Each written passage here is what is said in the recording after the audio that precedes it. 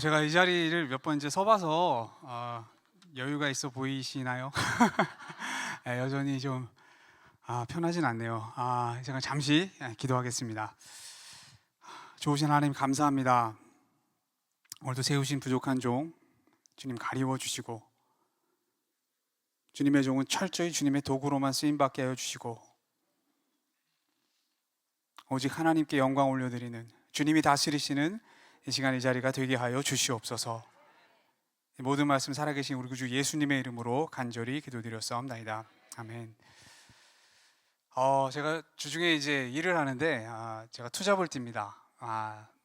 근데 둘 다 주로 이제 운전을 하는 일이에요. 그래서 제가 운전을 많이 하는데, 하나는 이제 제가 출근하기 전에 아침 일찍 이제 제 차로 뭐 픽업 드랍하는 일을 하나 하고요. 그 다음에 이제 출근을 해서 회사에서 일을 하고, 그 다음에 또 다시 제 차로 또 이제 픽업 드랍하는 일을 이렇게 합니다. 근데 이제 일을 하면서 제가 느끼는 게 있어요. 두 일을 할 때 제 마음의 태도가 너무 다르다는 것을 봅니다. 제 차로 일을 할 때는요, 굉장히 그 시간이 중요해요. 그래서 정해진 시간 내에 그 일을 해야 되는 일이에요. 그러다 보니까 항상 마음에 여유가 없어요. 마음이 조급해요. 그래서 마음이 굉장히 예민해집니다. 여러분들 아침에 차들이 많아요. 그리고 이게 신호는 왜 이렇게 많은지, 그리고 신호는 왜 항상 제 앞에서 걸리는지, 그런 날이 있어요. 신호도 많고 트레일러들도 너무 많고, 이렇게 좋은 차를 타는데 못 가시는 분들도 너무 많고. 그럼 제가 뒤에서 운전을 하면서, 여러분들 제가 성격이 이렇게 나쁘지 않거든요. 되게 굉장히 차분하고 나쁘지 않은데 운전대만 잡으면 마음이 힘들어질 때가 굉장히 많아요. 그래서 제가 혼자 막 내면의 싸움을 합니다. 한쪽에서는 야, 너 목사야, 너 정신 차려, 너 목사야, 그러면 안 돼. 또 한쪽에서는 또 막 이런 막 욱하는 마음들이 올라오고, 매일마다 그런 전쟁을 치러요. 마음에 평안이 없어요. 그러다가 이제 회사에 도착해서 회사 차를 운전을 하면 제 마음이 완전히 달라집니다. 이렇게 평안할 수가 없어요. 평안이 찾아와요. 이유가 있어요. 조건 때문입니다. 제가 지금 회사에서 하는 일이 시간당 페이를 받는 일인데, 그 일이 이렇게 정해진 시간 내에 해야 되는 일이 아니라 그냥 그날 할당량만 채우면 되는 일이에요. 그러다 보니까 시간에 특별히 관계가 없어요. 그러다 보니까 운전을 할 때 차가 막히던, 신호가 걸리던, 트레일러들이 서 있던, 제 마음은 너무 편해요. 왜냐하면 시간이 길어지면 길어질수록 저한테 유리하거든요. 그러다 보니까 회사 차를 몰고 일할 때는 제가 이렇게 사람이 달라질 수 있나?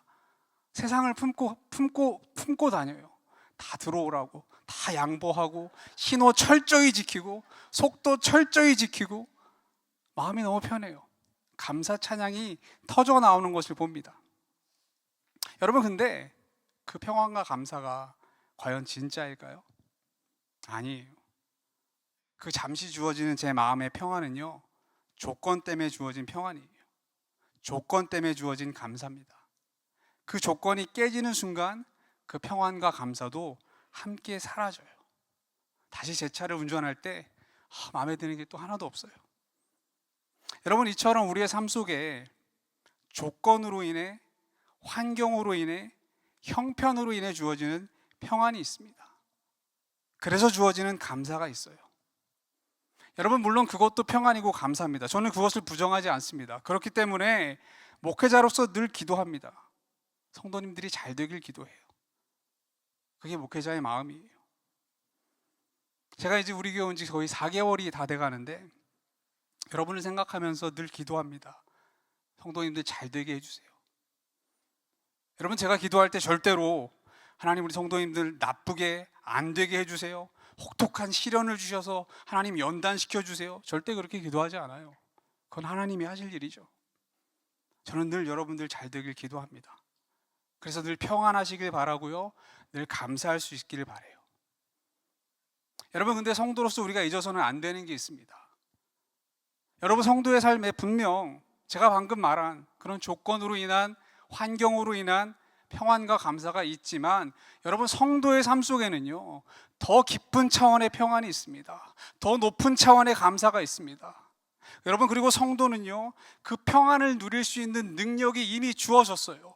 그 감사로 살아갈 수 있는 능력이 이미 우리에게 주어졌다는 겁니다. 여러분, 아멘이십니까? 여러분, 우리가 잘 아는 요한복음 14장 27절의 말씀이에요. 다 같이 한번 읽어볼까요? 평안을 너에게 끼치노니 곧 나의 평안을 너에게 주노라. 내가 너에게 주는 것은 세상이 주는 것과 같지 아니하리라.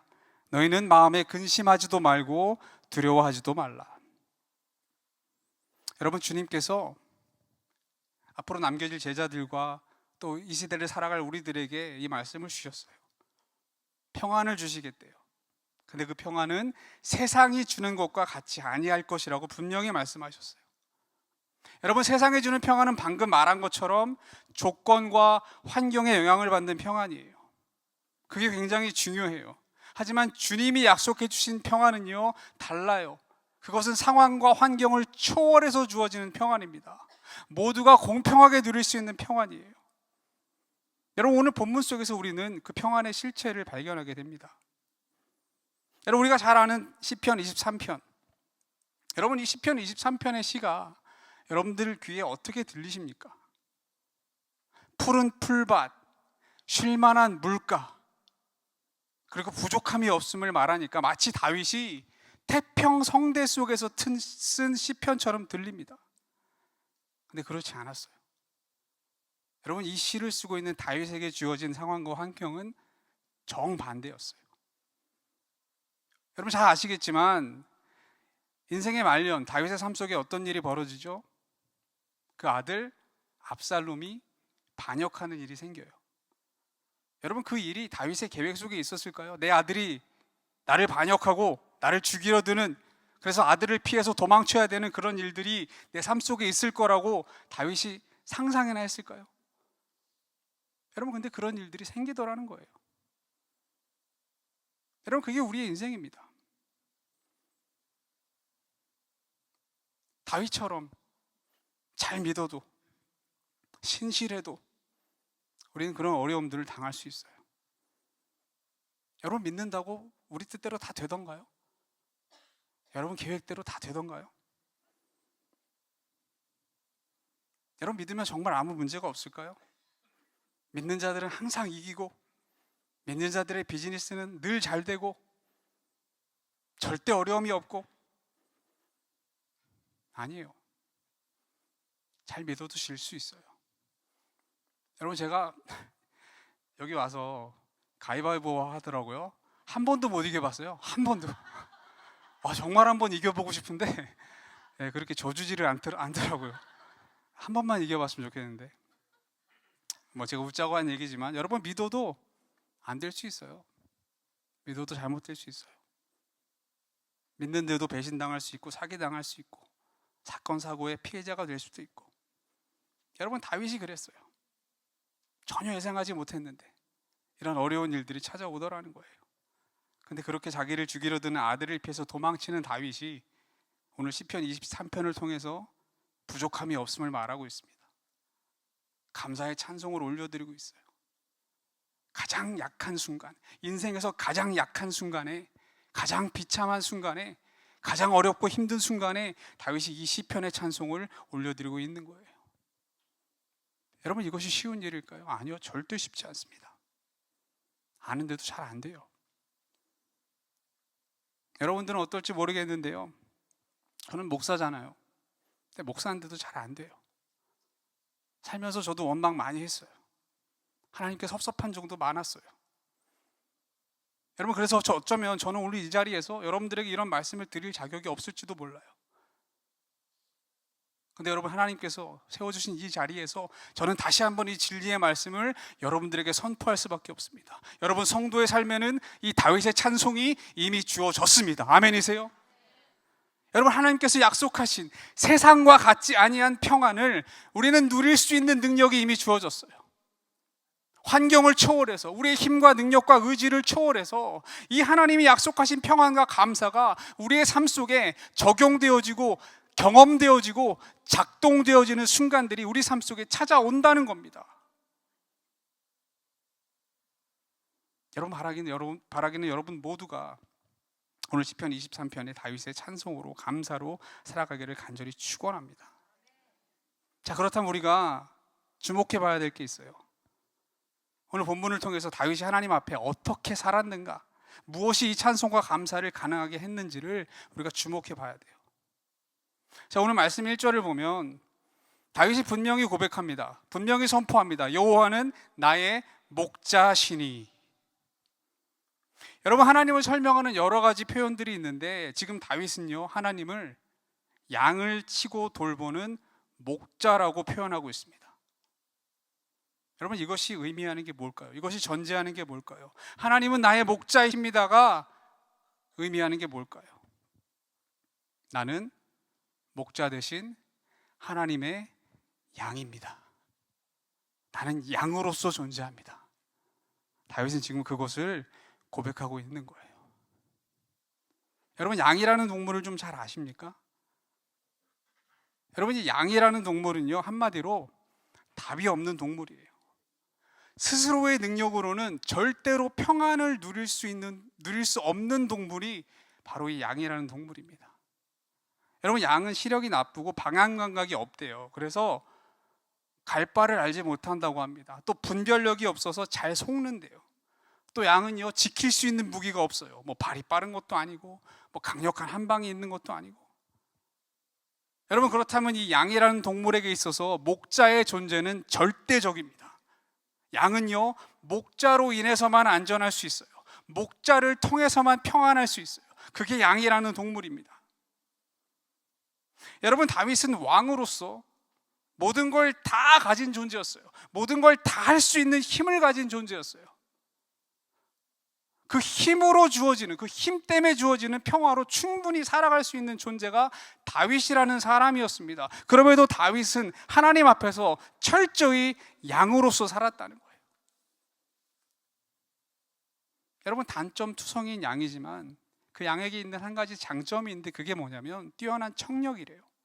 양은 굉장히 청력이 뛰어나다고 합니다. 그래서 소리에 굉장히 민감하대요. 특별히 자기의 목자의 소리에 민감하다고 합니다. 수많은 양들이 있는데 목자가 와서 부르면 그 목자의 양만 반응을 한대요. 그 정도로 청각이 민감하대요. 여러분, 다윗이 하나님 앞에 양으로서 존재했다는 의미가 바로 그거예요.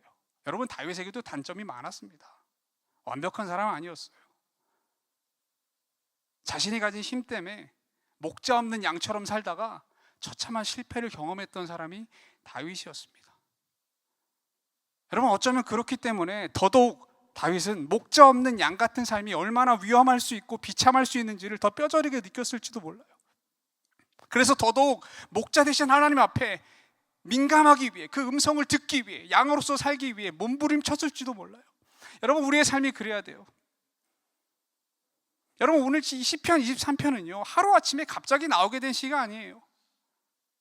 평상시에 다윗의 삶이 목자 대신 하나님 앞에 양으로 살기를 원합니다. 그 소원을 갖고 몸부림쳤기 때문에 오늘 이 시간, 이 시편 23편의 말씀이 그 인생의 가장 어두운 순간에 터져 나올 수 있었다는 것을 우리는 기억해야 됩니다. 우리는 잊지 말아야 됩니다. 여러분, 복음서를 보면 예수님께서 제자들을 마을에 보내시면서 이런 말씀을 하세요. 제가 읽어볼게요. 내가 너희를 보냄이 양을 이리 가운데로 보냄과 같도다. 양을 이리 가운데로 보냄과 같도다. 여러분, 양이 살아가는 방식과 이리가 살아가는 방식은 전혀 달라요. 여러분, 이리들에게는요 목자가 필요하지 않습니다. 이리라고 표현된 이 죄인은요 자기 스스로가 자기 인생의 목자가 된 존재들이에요. 자기 스스로가 자기 인생의 하나님이 된 존재들이에요. 여러분, 오늘 시편 23편 2절 말씀을 보니까 그가 나를 푸른 풀밭에 누이시며 쉴만한 물가로 인도하시는도다라고 기록이 되어 있죠. 여러분, 이 부분을 좀 한번 생각해 봤어요. 푸른 풀밭과 쉴만한 물가, 과연 이곳이 모두에게 좋은 곳일까? 모두에게 만족스러운 곳일까? 여러분, 어떻게 생각하세요? 푸른 풀밭과 쉴만한 물가가 정말 모두에게 만족스럽고 좋은 곳일까요? 아닐 수도 있어요. 여러분, 고기 뜯고 피냄새 맡아야 되는 일이들, 늑대, 사자, 호랑이 그런 맹수들에게 이곳은요 어쩌면 답답한 곳일 수도 있습니다. 부족한 곳일 수도 있어요. 아니 맨날 먹을 게 풀떼기밖에 없어? 나 좀 여기서 끄집어내줘. 아, 나 여기 너무 싫어. 여러분, 그들은 그렇게 반응할 수 있지 않을까요? 여러분, 푸른 풀밭과 실망한 물가가 정말 만족스러운 곳이 되기 위해서는요 양이어야 돼요. 목자의 음성을 듣고 따르는 양이어야 돼요. 그래야지만 하나님께서 프로바이드 해주시는 그 푸른 초장과 실만한 물가가 우리에게 부족함이 없는 곳이 될 수 있습니다. 우리는 그곳에서 평안을 누리고 감사할 수 있게 되는 거예요. 여러분, 하나님께서는 때로는 우리에게 뜻이 있으셔서 우리에게 허락하시는 자리가 있습니다. 그게 항상 푸른 풀밭과 실만한 물가면 좋겠지만 아닐 때도 있어요. 오늘 4절 말씀처럼 사망의 음침한 골짜기일 때도 있어요. 때로는 하나님께서 의도적으로 우리를 사망의 음침한 골짜기로 몰고 가시기도 합니다. 오늘 시편 23편을 쓰고 있는 다윗의 상황이 그런 상황이었어요. 여러분, 그 상황 속에서 이 스스로 목자된 이리떼들은요 당황합니다. 패닉합니다. 여러분, 이리들은요 플랜에서 벗어난 일이 생길 때, 예상치 못한 일들이 생길 때 그들이 할 수 있는 건 두려워하고 절망하는 것밖에 없어요. 여러분, 스스로 목자 될 수 없는 자들이 목자가 되면 생기는 일이 그런 일이에요. 스스로 하나님이 되면 안 되는 존재들이 하나님의 자리에 올라가면 생기는 일이 그런 일들이에요. 여러분, 우리가 높은 자리에 올라가고 좋은 자리에 올라가면 다 좋을 것 같죠? 아니요. 높은 자리에 걸맞는 능력이 있어야 그 자리가 좋은 겁니다. 능력도 없는데 자리만 높으면요 죽을 맛이에요. 힘들어요. 능력도 안 되는데 제가 여기 와서 설교하는 거 힘들어요. 힘든 일이에요. 능력이 있어야 편하죠. 여러분, 죄인들의 삶이 그래요. 그들은 내 인생이 내 거래요. 내 인생이 내 거라고 선언하고 스스로 하나님의 자리로 갔는데 거기 가봤더니 내가 할 수 있는 게 많이 없는 거예요. 다들 자기 인생이라고 말하는데 내가 컨트롤할 수 있는 게 많이 없는 거예요, 생각보다.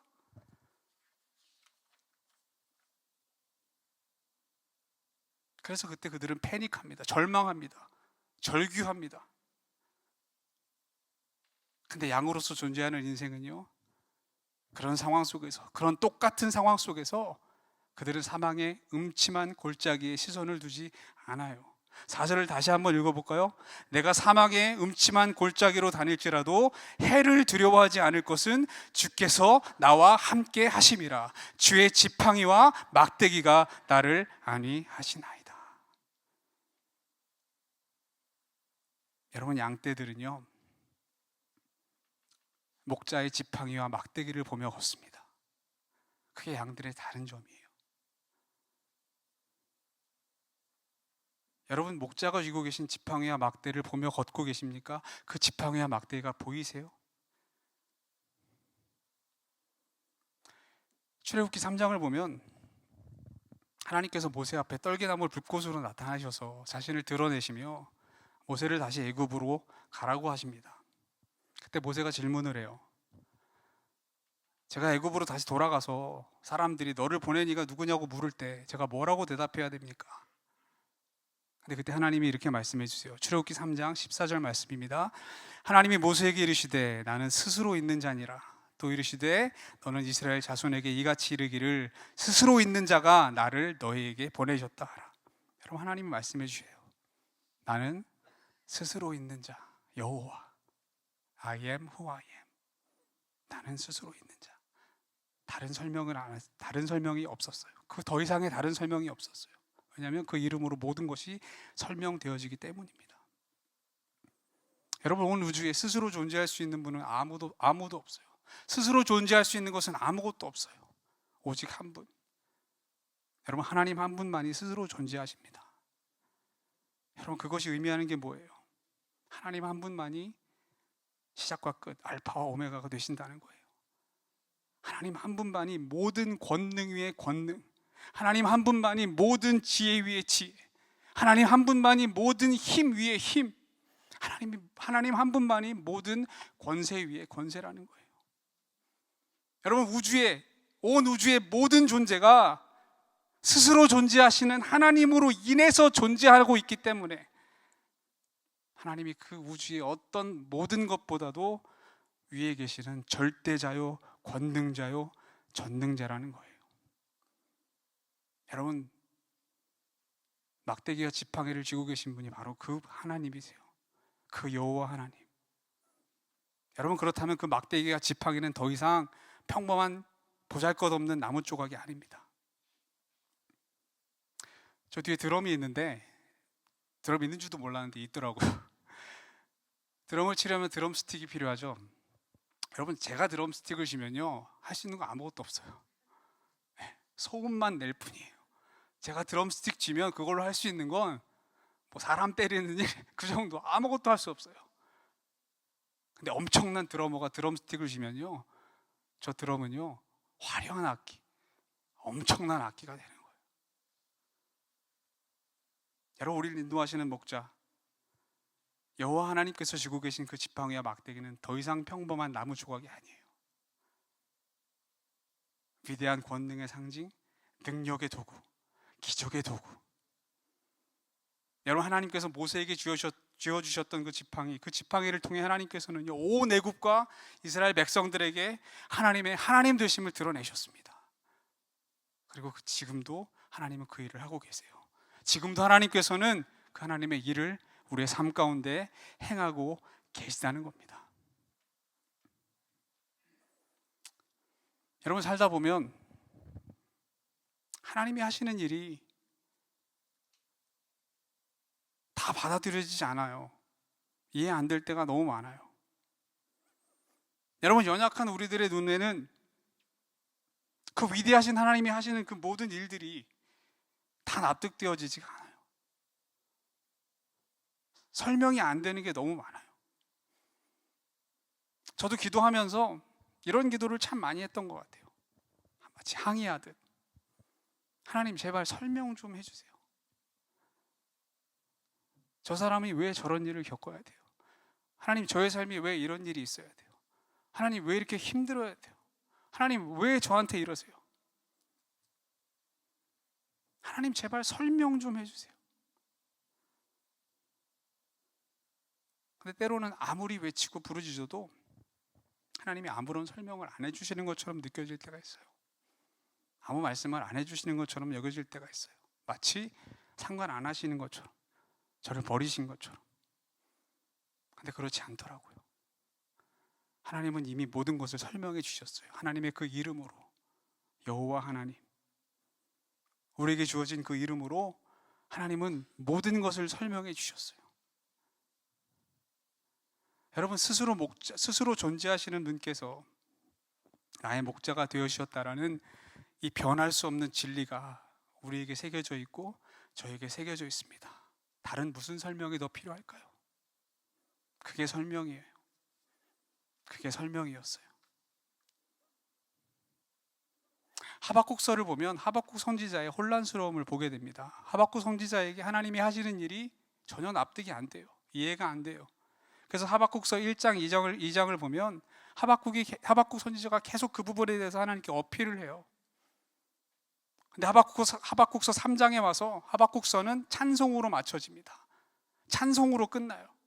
설명이 충분해서가 아닙니다. 하박국의 눈에 그 일을 행하고 계시는 여호와 하나님이 어떤 분이신지가 보였기 때문이에요. 그래서 이렇게 마무리가 됩니다. 비록 무화과 나무가 무성하지 못하며 포도나무에 열매가 없으며 감람나무에 소출이 없으며 밭에 먹을 것이 없으며 우리의 양이 없으며 외양간에 소가 없을지라도, 다 같이 읽어볼까요? 나는 여호와로 말미암아 즐거워하며 나의 구원의 하나님으로 말미암아 기뻐하리로다. 아멘. 이게 하박국이 내린 결론이었어요. 여전히 이해 안 되는 거 투성입니다. 왜 이게 없을까? 왜 이게 없을까? 왜 이게 안 될까? 하박국의 눈에는 이해 안 되는 것, 납득 안 되는 것 투성이었어요. 여러분, 우리가 우리의 삶에 내 시선을 갖고 내 눈에 보여지는 것을 가지고 시선을 두기 시작하면 이해 안 되는 거 한두 가지가 아니에요. 납득 안 되는 거 한두 가지가 아니에요. 불공평함이 보이고 우리 눈에는 불합리함이 보이고 문제가 보이지만 여호와 하나님께 시선을 두기 시작할 때 비로소 감사와 찬송이 터져 나올 수 있다는 것을 하박국서가 우리에게 보여주고 있는 겁니다. 여러분, 우리에게 이 감사와 찬송을 가능하게 하시는 여호와의 이름이 함께하고 있음을 여러분 잊지 마시기 바랍니다. 여러분, 우리의 삶 속에 여호와 하나님의 이름이 새겨져 있음을 잊지 마시기 바랍니다. 모든 것을 앞서 준비하시는 여호와 이레의 하나님, 어디에나 존재하시는 여호와 삼마의 하나님, 우리를 승리케 하시는 여호와 니시의 하나님, 우리에게 평강 주시는 여호와 샬롬의 하나님, 우리의 치료자 되시어 우리를 치유하시는 여호와 라파의 하나님, 여러분, 우리의 삶 속에 여호와 하나님의 이름이 새겨져 있음을 여러분 잊지 마시기 바라요. 여러분, 많은 사람들이 환경이 바뀌고 상황이 바뀌는 그런 기적 같은 경험을 하기 원해요. 그래서 찬송하기 원해요. 그래서 감사하기 원해요. 여러분, 물론 그것도 놀라운 기적이 맞아요. 하지만 그것만이 기적이 아니에요. 많은 사람들이 원하는 건 환경이 바뀌어지고 상황이 바뀌어지고, 그래서 내가 간증할 수 있는 삶, 그래서 감사할 수 있는 삶. 여러분, 근데 그것만이 기적이 아니에요. 그것만이 간증이 아니에요. 만약에 그런 것만이 기적이고 그런 것만이 간증이라면 이 땅에 많은 사람들 중에는 간증할 수 있는 사람이 많이 없을지도 몰라요. 저의 삶을 돌아봤어요. 제가 27살에 목회자가 됐거든요.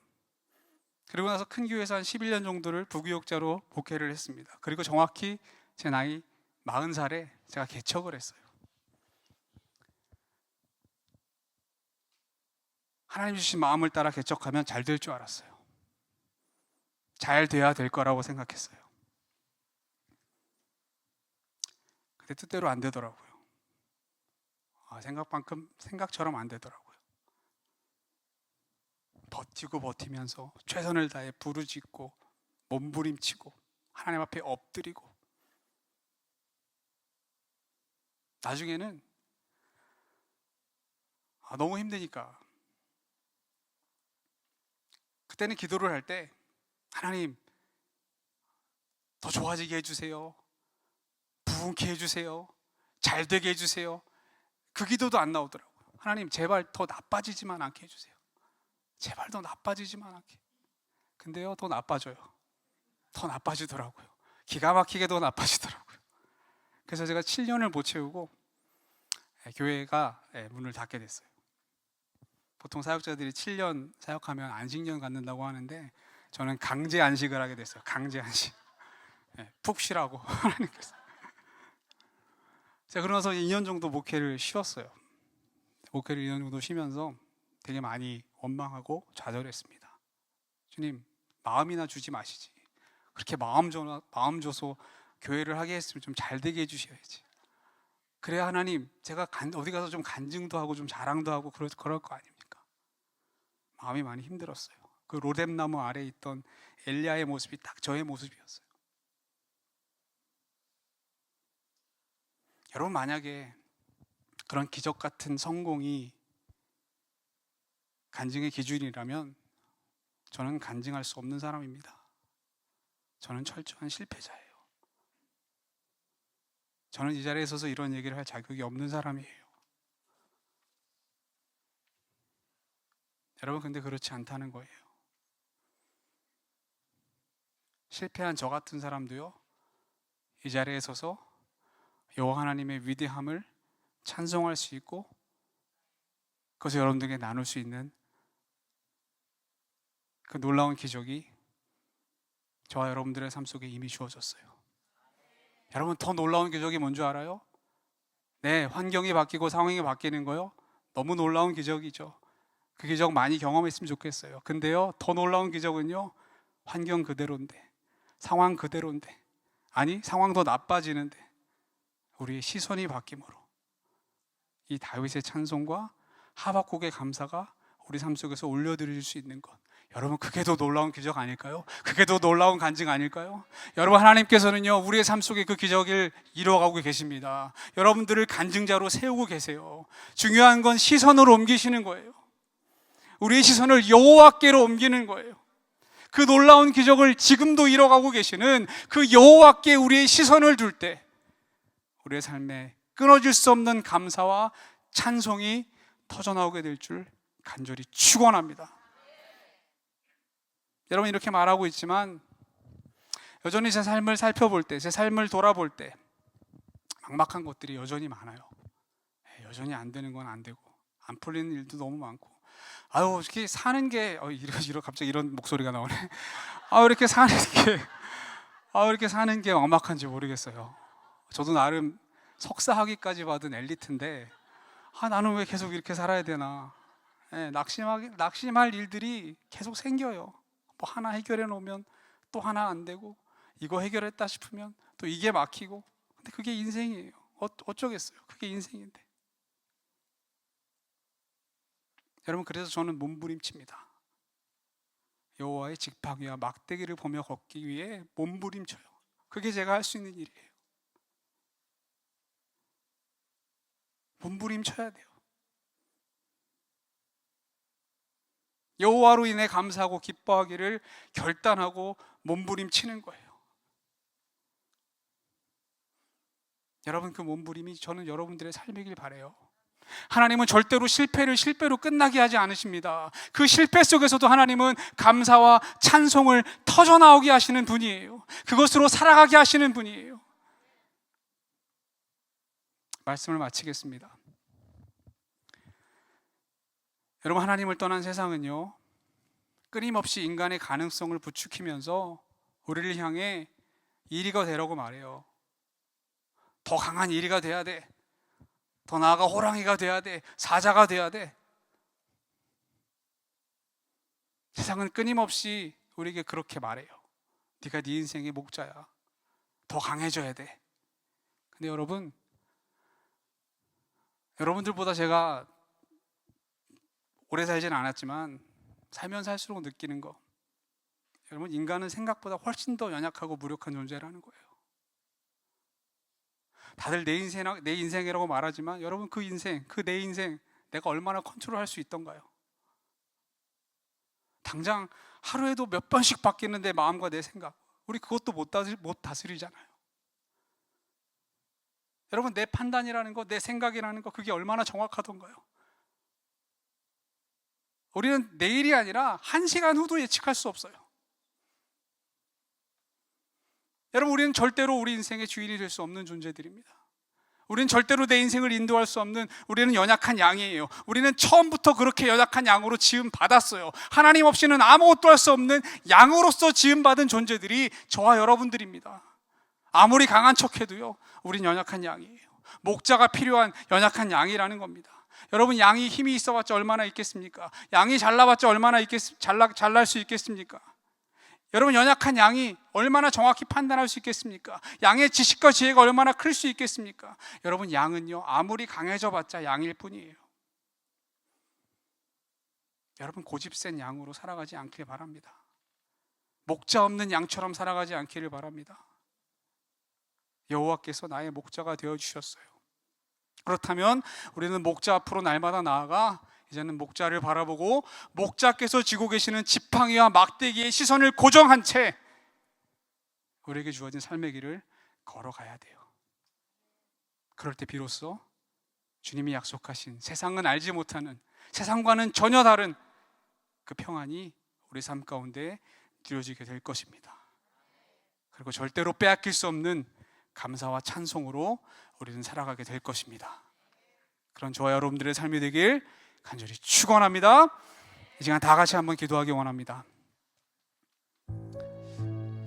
여러분, 새벽 부흥회인 만큼 우리 함께 합심으로 부르짖어 우리가 기도했으면 좋겠어요.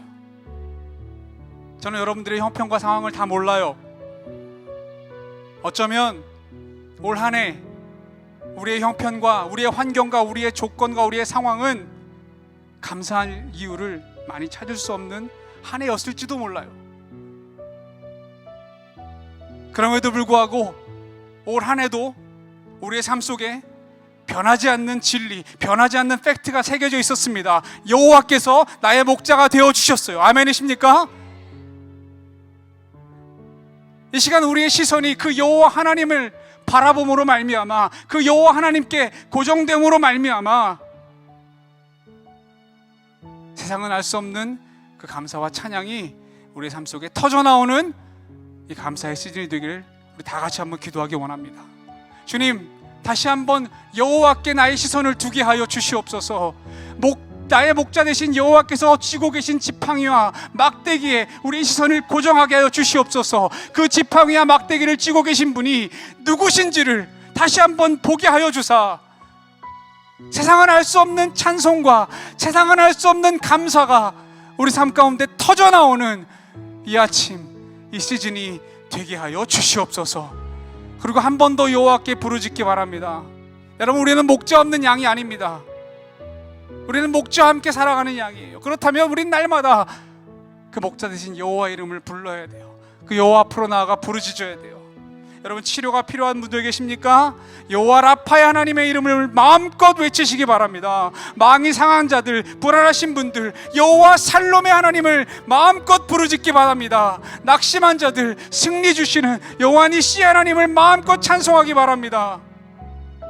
시간 다 같이 우리 주님의 이름 한번 크게 부르고, 주님의 양으로서 목자 되신 주님만을 바라보며 감사와 찬송으로 살아가게 하옵소서. 여호와 이레 하나님, 나를 돌봐 주시옵소서. 여호와 샬롬의 하나님, 나에게 평강 주시옵소서. 여호와 니시 하나님, 나에게 승리를 주옵소서. 우리 한번 이 외침을 주님께 올려드리며 이 아침 다 같이 한 목소리로 우리가 기도하기 원합니다. 다 같이 기도하겠습니다. 주여, 살아계신 아버지 하나님, 이 아침 다시 한번 우리의 시선이 우리 살아계신 하나님 앞에 올려드려지기를 원합니다. 살아계신 하나님 앞에 우리의 시선이 여호와 하나님으로 말미암아 기뻐하며 승리했던 다윗과 하박국처럼, 하나님, 오늘 이 아침 우리가 그런 인생을 살기로 결단하며 한번 다시 한번 일어서는 이 시간 되기를 간절히 원합니다. 하나님, 우리의 삶 속에 어떤 환경이 주어지던, 어떤 형편이 주어지던, 어떤 조건이 주어지던 여호와 하나님으로 말미암아 우리의 삶 속에는 끊어질 수 없는 찬송과 끊어질 수 없는 감사가 이미 주어졌음을 고백합니다. 우리는 그 감사와 찬송을 이미 누리고 있는 자들임을 고백합니다. 우리가 연약해서 하나님 무너질 때가 있습니다. 우리가 부족해서 하나님 아버지 우리가 넘어질 때가 있습니다. 하나님, 그럼에도 불구하고 우리의 삶 속에 하나님 여전히 새겨져 있는 변하지 않는 진리, 변하지 않는 팩트, 여호와 하나님이 나의 목자가 되어주셨다. 그분이 나의 삶을 인도하고 계신다. 하나님, 그것으로 말미암아 우리가 하나님을 바라보고 찬송하며 하나님 이 시즌 감사와 하나님 아버지 그 경배가 하나님 끊어지지 않는 그러한 시간 될 수 있도록 주님 은혜를 베풀어 주시옵소서. 우리의 삶 속에 여호와 이레 하나님이 계십니다. 우리의 삶 속에 여호와 샬롬 하나님이 계십니다. 우리의 삶 속에 여호와 니시 하나님이 계십니다. 우리의 삶 속에 여호와 이레 하나님이 계십니다. 우리의 삶 속에 여호와 로이 하나님이 계십니다. 우리의 삶 속에 여호와 멜렉 하나님이 계십니다. 그 여호와로 말미암아 하나님 승리하는 그 여호와로 말미암아 일어서는 우리 모두가 될 수 있도록 주님 은혜를 베풀어 주시옵소서. 우리 한번 이 찬양 올려드리고 제가 기도하겠습니다. 주님은 나의 산소, 주님은 나의 요새, 주님은 나의 소망, 나의 힘이 되신 여. 우리 한 번 더 고백합니다. 주님은 나의 산소. 우리 한번 믿음으로 선포합니다. 주님은 여호와 하나님을 바라보며 우리의 믿음의 고백되기 원합니다. 예, 힘이 되신 여호와. 사랑의 주님, 우리 삶 속에 여호와 하나님이 되어주셔서 감사합니다. 우리의 삶 속에 아무것도 남지 않는 한이 있더라도 여호와 하나님이 우리의 삶의 목자가 되어주신다면 우리는 다윗처럼 하박국처럼 그 여호와로 인해 감사와 찬송을 올려드릴 수 있는 하나님의 존귀한 양들임을 이 시간 다시 한번 고백합니다. 그 고백으로 믿음으로 일어서는 우리 주님의 자녀들 되게 하여 주시옵소서. 내가 어떻게 할 수 없는, 내가 컨트롤할 수 없는 상황과 환경에 얽매이지 않게 하시고 그것을 뛰어넘어 완벽히 컨트롤하시고 다스리시고 인도하시는 여호와 하나님을 붙잡고 그 여호와 하나님을 붙잡고 몸부림치는 인생이 되게 하사 절대로 빼앗길 수 없는 이 영원한 감사의 찬송을 가지고 이 시즌을 보내며 한 해를 마무리하는 우리 모든 주님의 자녀들 백성들 되게 하여 주시옵소서. 그 믿음으로 일어서는 우리가 되기를 간절히 소망하올 때 살아계신 우리 구주, 우리 목자 되신 예수님의 이름으로 간절히 기도드렸사옵나이다. 아멘. 아멘. 할렐루야.